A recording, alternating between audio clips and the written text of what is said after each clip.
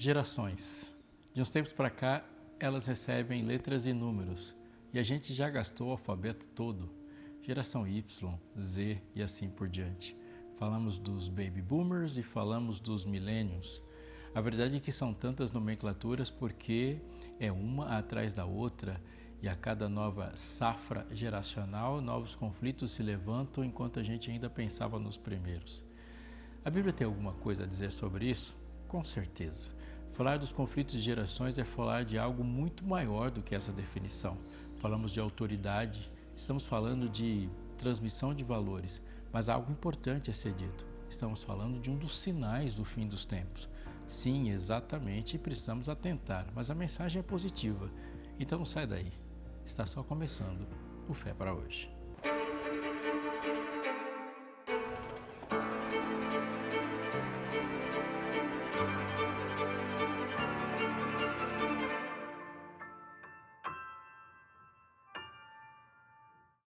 Estava eu sentado esperando a próxima família entrar na minha sala no dia da reunião de pais da escola. Como professor de ensino religioso, a abordagem comigo era significativamente diferente daquela que acontecia no encontro com os professores de matemática, por exemplo. E graças a Deus. Entrou uma mãe. Sua aparência cansada e sua respiração diziam dos seus pensamentos mais do que ela queria. E foi logo desabafando. Sabe, professor, o problema do meu filho é que ele não sai daquele quarto e não fala com absolutamente ninguém. Olha, não sei se a minha resposta hoje seria pronta como aquela que dei naquele dia, mas eu respondi: aí que a senhora se engana. Ele não está falando com ninguém da sua casa, mas o computador daquele quarto, ele está falando com o mundo todo. Mas ele é tão novo, disse ela, tão sem juízo, terminou suspirando. Não sabe lidar com essas coisas com responsabilidade. Passa o tempo todo no celular e na internet. Não sei o que fazer. Me ajude. Quem paga a internet e a conta do celular dele? Eu perguntei. Eu, claro, ela respondeu. Então eu acho que é possível fazer outras coisas juntos também. E ela se despediu.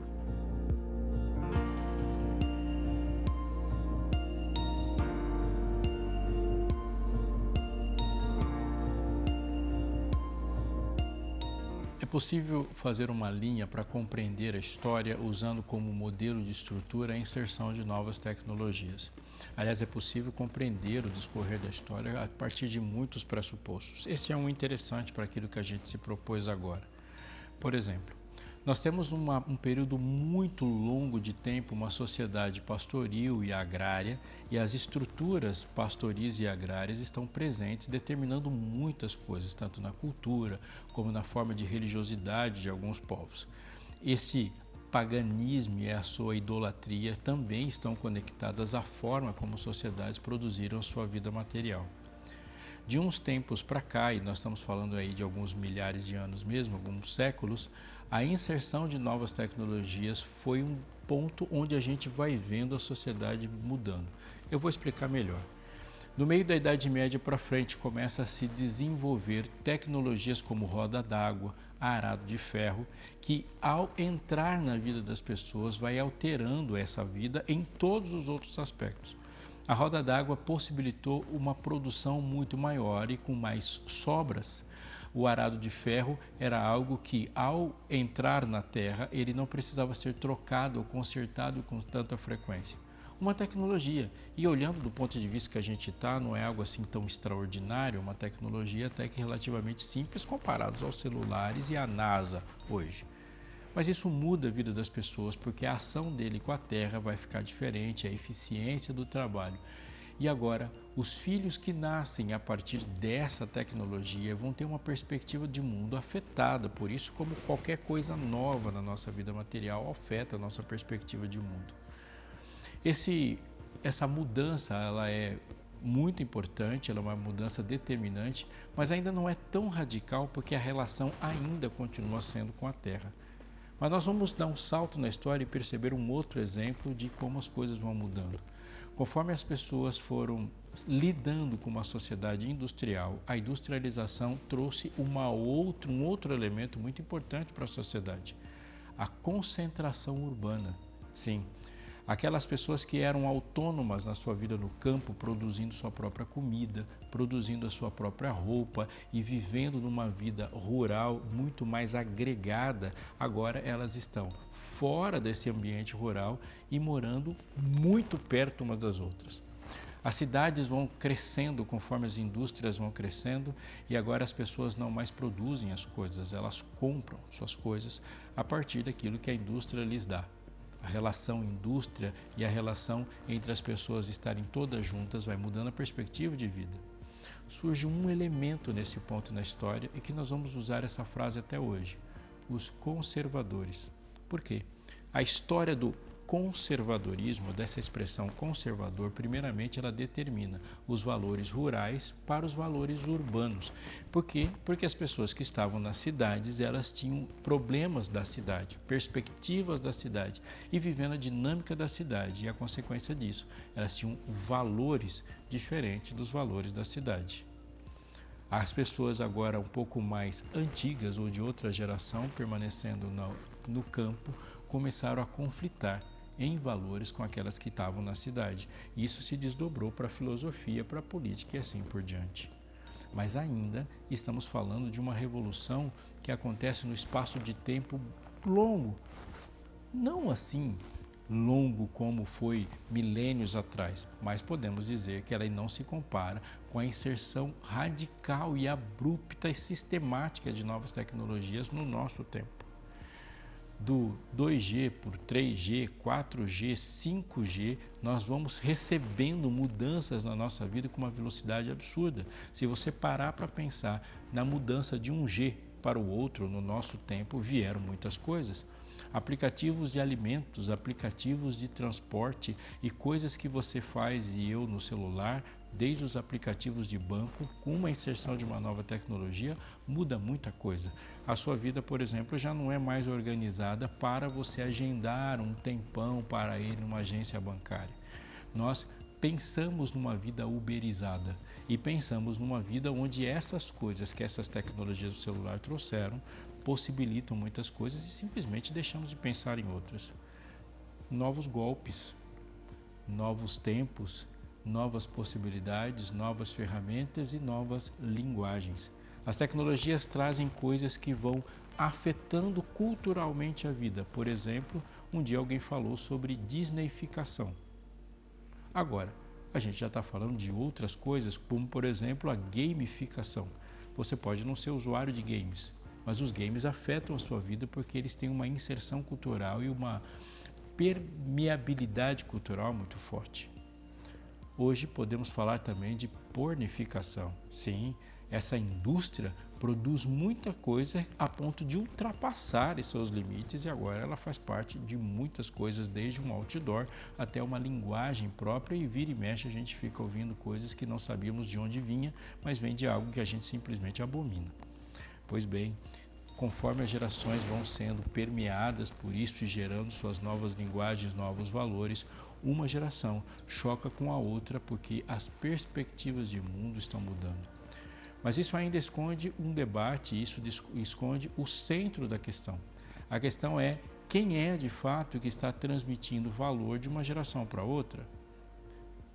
E sobre isso tem mais uma questão de quem é e de onde vem a autoridade nessa relação de uma geração para outra e para onde vamos e qual o objetivo dessa transmissão de valores e autoridade. O conflito de geração é muito maior do que os gostos, as formas e a linguagem dos nossos filhos. Nós estamos falando do que necessariamente precisamos fazer juntos e se é dispensável ou não termos uma linha de diálogo com uma língua comum.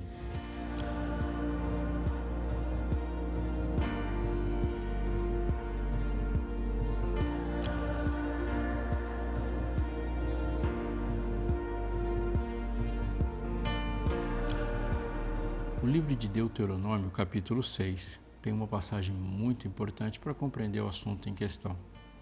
Mas é importante também a gente entender o contexto desse livro e como essa questão de gerações está tão presente na vida de Moisés.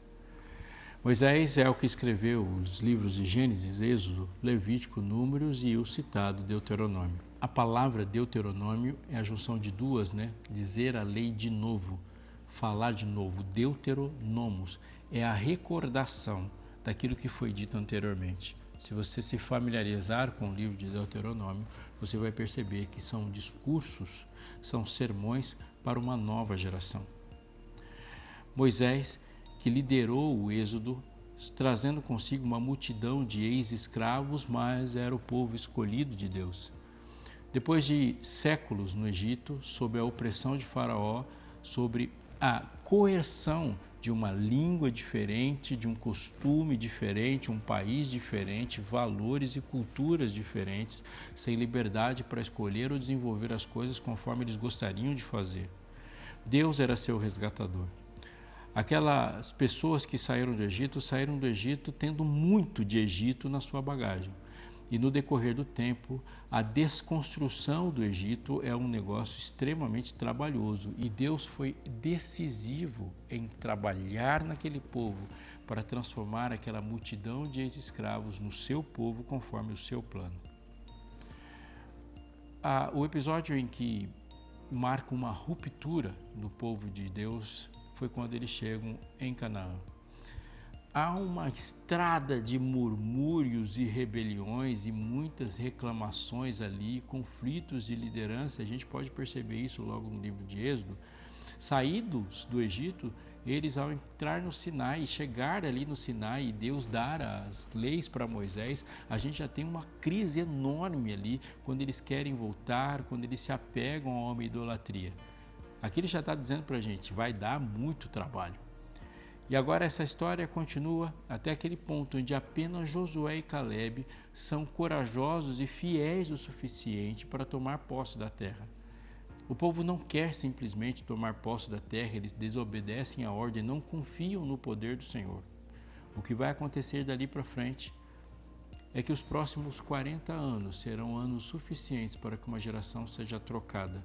E nesse ponto, a gente tem algumas pessoas que nascem no deserto e sendo preparadas para tomar Canaã, contra aquele povo que nasceu no Egito e inapto para preparar Canaã. Quando isso acontece, a gente tem esse contexto da escrita do Pentateuco, de Gênesis até Deuteronômio, e fundamentalmente em Deuteronômio, Deus está dizendo para esse grupo de pessoas nascidos no deserto e aparentemente desconectados com o passado e mais aptos para o futuro. E a Bíblia serve como um elo que liga quem precisa ver mais futuro da mesma forma com aqueles que precisam ver mais do passado. Uma das razões dos conflitos de geração é exatamente esse. Pessoas que se desgrudam do passado porque de uma geração nova estão tão imersos nas novas tecnologias, novas perspectivas e novas culturas que não conseguem mais ver o caminho de herança que lhes foi dado. E algumas que estão tão presas ao passado que não percebem as inovações e os próximos passos desse amanhã. Isso gera conflito. A Bíblia, principalmente no Pentateuco, ela cumpre a função de unir passado e futuro. Vou dar um exemplo, mesmo antes de ler o texto de Deuteronômio. Quando no livro de Gênesis há uma explicação sobre quem é Deus e um Deus criador de todas as coisas, é uma ação direta na cognição daquele que precisa uma resposta diante do desafio de desterrar alguém. Quando eles vão para a terra de Canaã, eles precisam ter bem conscientes lá de que os donos da terra de Canaã não são os cananitas. Para que essa resposta seja dada, o livro de Gênesis apresenta um Deus que fez os céus e a terra e que distribui os povos sobre a terra conforme a sua soberania. Aquela margem e as delimitações que são colocadas ali no Éden, elas são para nós, mas lembre-se que as primeiras pessoas que ouviram foram aquele grupo que precisava entrar em Canaã. A organização do livro de Gênesis e a maneira como as informações estão sendo dadas, por exemplo, a diferença do capítulo 1 para o capítulo 2, um da perspectiva do começo e a perfeição, e outro explicando a partir do mundo que eles conhecem no capítulo 2, onde coisas próprias do pecado são citadas, são também para diminuir a diferença que existe da ruptura entre passado e futuro, entre uma geração a outra. Até que no capítulo 6 tem essa frase: são esses os mandamentos, os estatutos e os juízos que o Senhor, seu Deus, ordenou que fossem ensinados a vocês, para que vocês os cumprissem na terra que vão entrar e possuir. Para que, durante todos os dias da vida de vocês, os filhos de seus filhos, temam o Senhor, seu Deus, e guardem todos os seus estatutos e mandamentos, que eu lhes ordeno, para que os seus dias sejam prolongados. Uma pausa muito importante para isso. Para a gente entender o que é a função do mandamento no conflito de geração, e atente, isso é muito importante, a gente precisa entender uma estrutura básica dos mandamentos.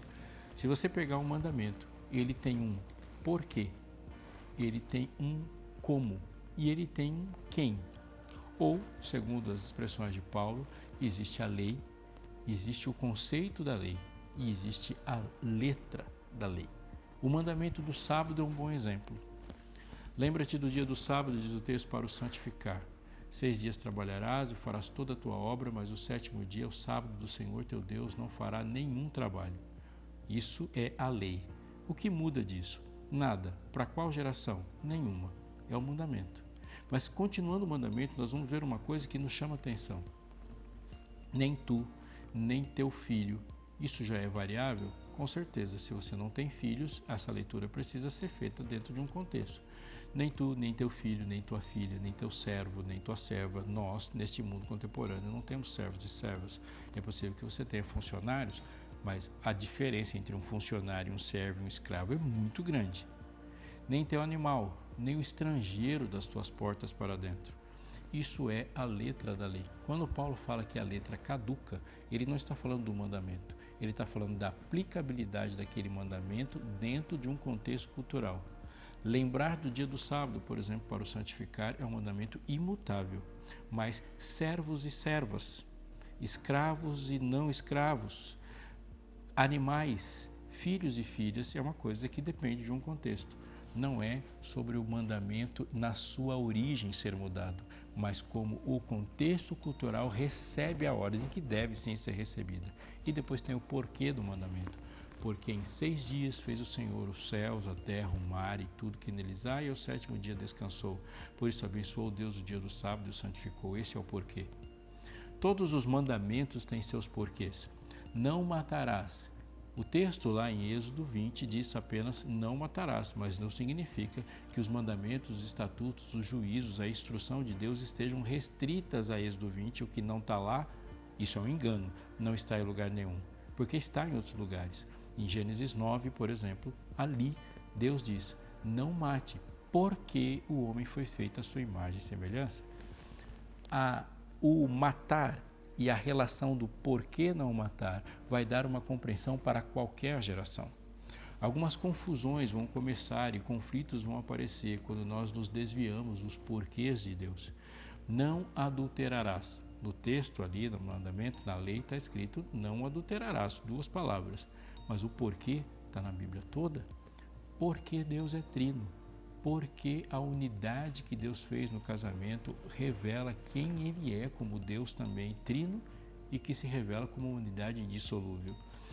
Entender os porquês dos mandamentos é um ato fundamental para que a gente transmita para as novas gerações algo que seja sólido, uma base, comece com Deus e a letra seja relacionada com aquilo que ele está vivendo naquele contexto, com as suas tecnologias e suas dinâmicas culturais.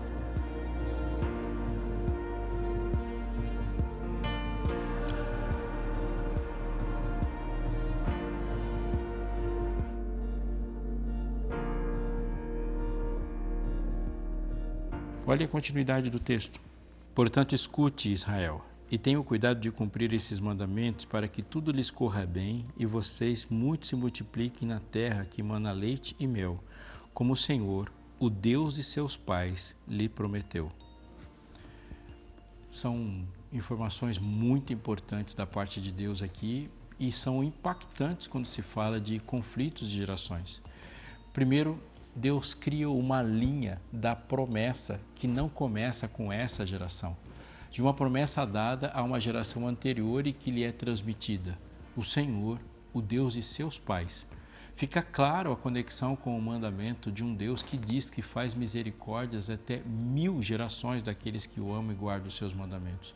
Há uma transmissão de bênçãos, da aliança, de valores e de um progresso que caminha para aquilo que Deus quer que aconteça. Quando nós perdemos de foco aquilo que devemos fazer e o propósito da nossa vida, a gente também não sabe o que transmitir. Isso é muito importante. O sucesso daquela geração, ela dependia do preparo da geração anterior, mas tanto o preparo como o sucesso, eles redundam na conquista da terra e fazer da terra o centro de comando de Deus para a propagação do evangelho aqui. Então, de uma geração para outra, há um propósito a ser transmitido. E eu queria que você pensasse comigo sobre essa relação que existe entre o propósito da família, o propósito do povo e propósitos coletivos. E quando a gente foca demais em propósitos individuais, a despeito das outras pessoas, parece-me que o conflito será inevitável. Olha como o texto continua. Escute, Israel, o Senhor nosso Deus é o único Senhor. Portanto, ame o Senhor seu Deus de todo o seu coração, de toda a sua alma e com toda a sua força. Ele trouxe para a superfície algo que gostamos de esconder, mas não podemos. A primeira coisa que é colocada nessa superfície é a singularidade, a exclusividade de Deus.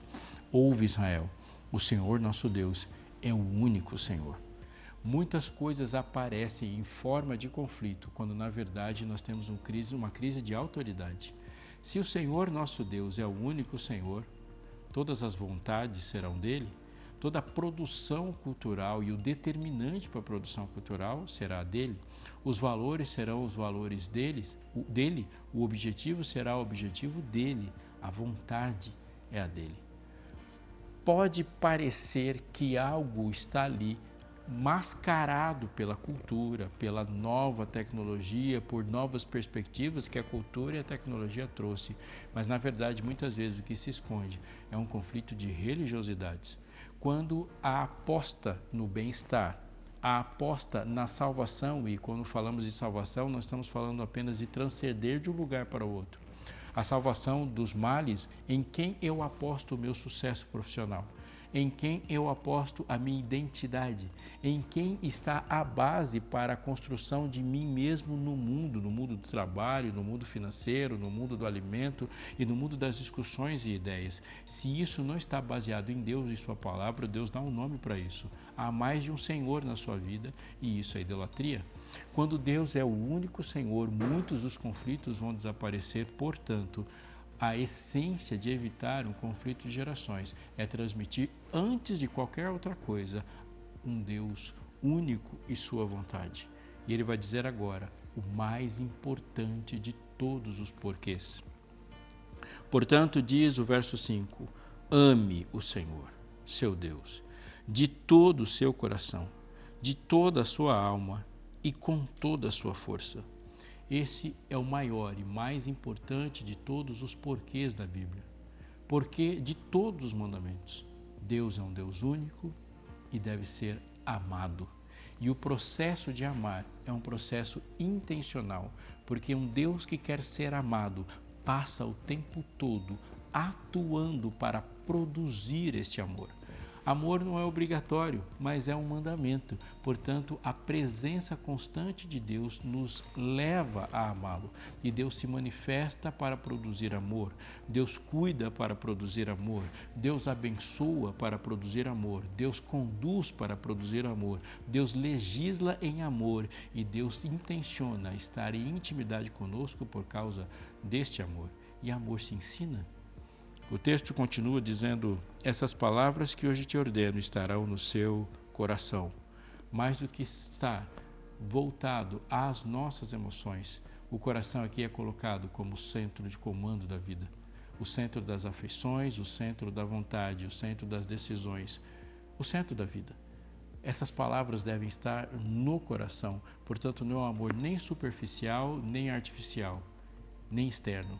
Ele é um amor que mobiliza todas as ações. E agora ele diz como isso deve acontecer. Você inculcará a seus filhos e delas falará, quando estiver sentado em sua casa, andando pelo caminho, ao deitar-se, ao levantar-se. Também deve amarrá-las como sinal na tua mão, e elas lhe serão por frontal entre os olhos, e você as escreverá nos umbrais da sua casa e nas suas portas. Em outras palavras, o amor deve estar em toda parte e a base de todo o processo de ensino, de discipulado, de condução e transmissão de valores.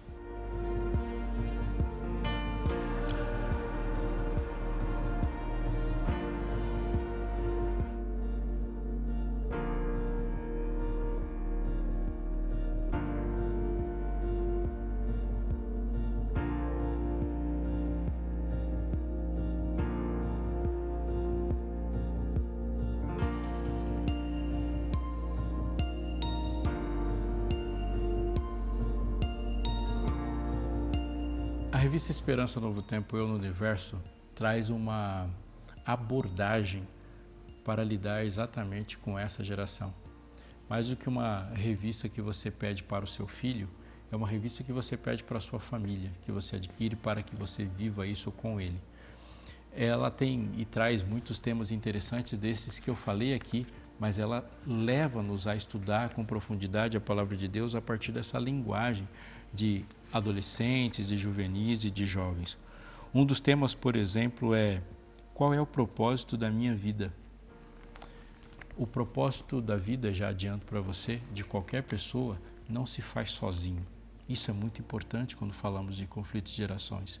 O propósito da vida das minhas filhas está diretamente relacionado ao meu propósito, e ele deve crescer com essa consciência. Como o propósito da minha vida não se divorcia do dele, então não há um conflito, há uma soma de perspectivas que juntas mostram ao mundo a multiforme sabedoria de Deus. Eu poderia falar mais coisas para você, como poderia falar mais coisas sobre esse tema nesse programa, mas quero te desafiar a algo. Você ser um transmissor de valores, e você, jovem, adolescente que me escuta, ser alguém que assume a responsabilidade de receber aquela incumbência que nos foi dada há séculos atrás e ser agora um continuador, de escrever esse capítulo, não sustentando um conflito, mas cumprindo a profecia. Lembrando para você que essa revista aqui faz parte do projeto Novo Tempo de desenvolvimento intelectual, espiritual das pessoas e dos nossos telespectadores. É por isso que essa revista chega para você sem custo nenhum da sua parte. Ela é patrocinada pelos Anjos da Esperança e faz parte da nossa programação. Você passa a fazer parte da Novo Tempo e daquilo que sustenta os pensamentos da Novo Tempo baseados na Bíblia. Liga para a gente, entra em contato com a gente, fala conosco pelo site também e essa revista chegará até você. Há uma profecia que deve estar sendo cumprida na sua casa sobre a descida do Espírito Santo profetizada pelo profeta Joel. E especificamente ele diz que esse Espírito Santo, quando vem, converte o coração dos pais aos filhos e dos filhos aos pais. Esperamos muitas coisas sobre o tempo final da história. Devemos esperar assim e ficar pronto para algumas catástrofes, alguns sistemas que entrarão em colapso. Devemos esperar muitos sinais da volta de Jesus e alguns estão acontecendo diante dos nossos olhos, mas um não pode ser ignorado. A vinda do Espírito volve o coração de uma geração para outra. Vossos filhos e vossas filhas profetizarão. Ele diz isso claramente, que nós vamos nos unir e terminar essa obra.